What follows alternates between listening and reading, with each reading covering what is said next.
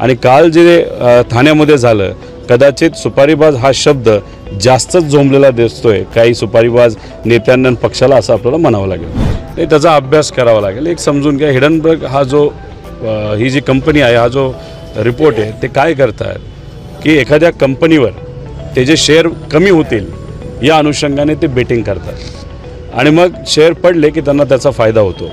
आता मी काय एखाद्या कंपनीच्या बाजूने बोलत नाही, पण माझं एकच म्हणणं आहे की जे काय आहे त्याची शहानिशा करा, JPC करा आणि मग योग्य असा निर्णय सरकारने तिथं करा.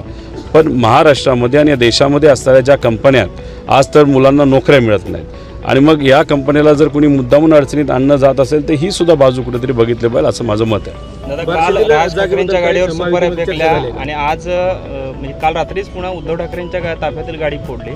कसं पाहता या राजकारणाकडे आणि काय आपलं आव्हान? एक तर अतिशय खालच्या लेवलला हे राजकारण गेलेलं आहे. माझं एकच मत आहे की आता सामान्य लोकांमध्ये जी चर्चा सुरू झाली आहे की मतं फाटाफाटी करण्यासाठी काही पक्ष आणि काही नेते तसंच काही उमेदवार हे उभे केले जातील मुद्दामून.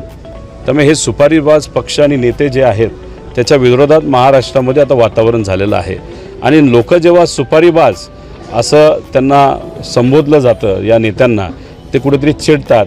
आणि काल जे ठाण्यामध्ये झालं, कदाचित सुपारीबाज हा शब्द जास्तच झोंबलेला दिसतोय काही सुपारीबाज नेत्यांना आणि पक्षाला, असं आपल्याला म्हणावं लागेल.